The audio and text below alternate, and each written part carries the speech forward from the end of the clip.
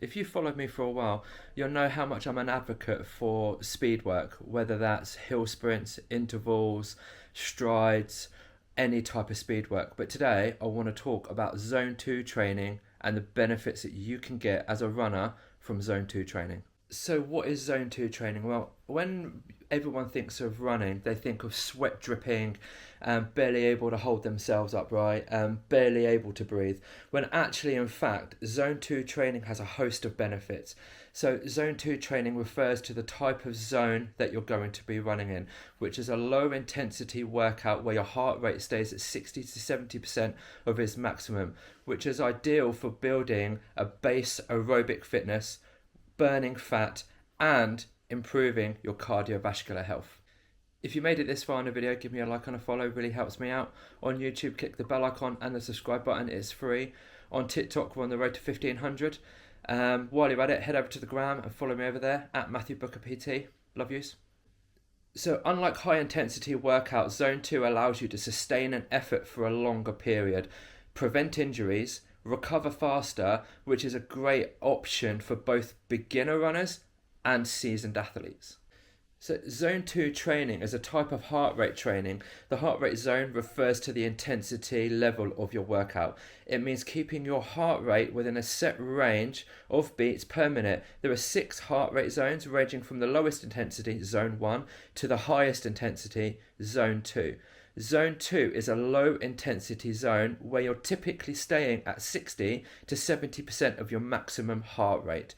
Each fitness zone has its own benefits. Zone 2 is usually where people will start with their aerobic fitness, whether you're a beginner runner, and again, it has benefits for a seasoned athlete. Different zones also switch up the body's fuel source, meaning that you burn a different percentage of fat, carbohydrates, and or protein depending on which heart rate zone you're going to put yourself in.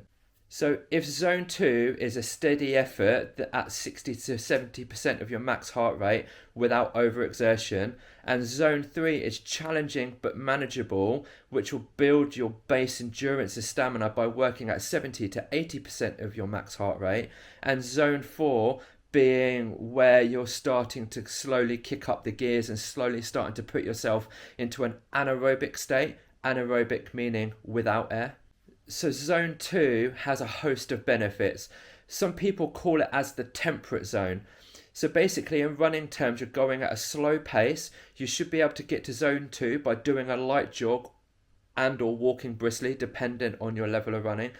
It's an easy run that should be able to be maintained for a longer period of time. Zone 2 is also called the base building zone because it's a lower intensity zone. It should be easier on the body to spend a little more time in this zone, building up your aerobic capacity and that base level of fitness. So the benefits of zone 2 training are increased in cardiovascular health, increased mitochondrial density. Now we spoke about this before in speed work. The more oxygen you can get to the mitochondria, the better your muscles can perform. You're going to burn fat more efficiently in a zone 2, and there's another host of benefits which I'll talk about in a minute.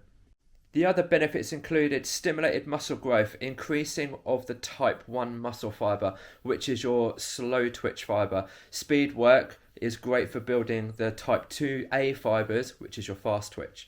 It also reduces the recovery time from your workouts and increases your lactate threshold, basically meaning your body gets better at flushing lactic acid, reducing soreness and fatigue from that run. So zone 2 is a bit of a hard one to calculate. Most runners will accidentally skip this zone. So how do you tell that you're in a zone 2? The easiest way is by calculating your maximum heart rate.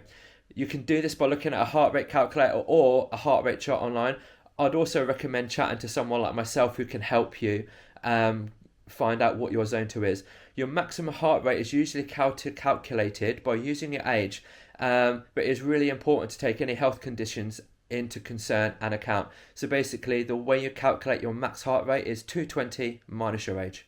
So once you have your maximum heart rate, remember it's 220 minus your age, you can then calculate what 60 to 70% of that maximum is. You can use this by using a watch, or a heart rate chest strap if you have one. A watch is the easiest way. Again, you can find a chart online.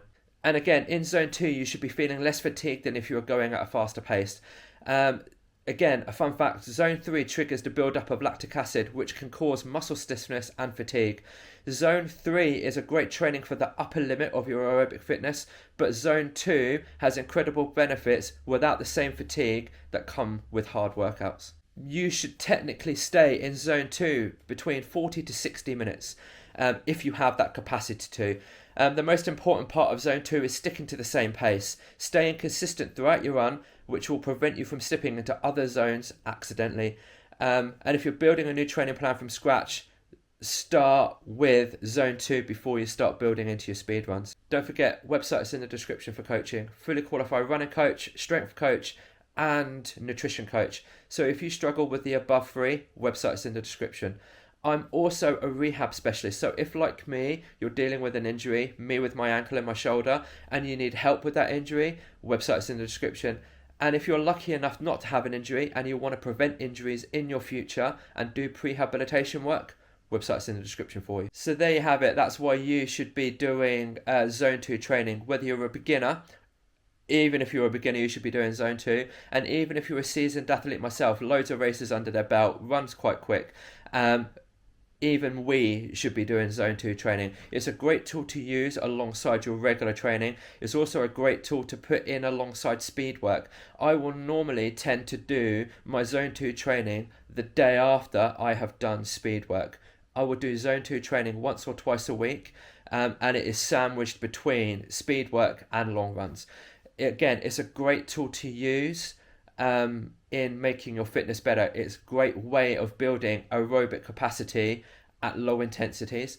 If no one's told you you're an absolute legend, go and smash today, and don't forget, put zone 2 training into your plan. Peace.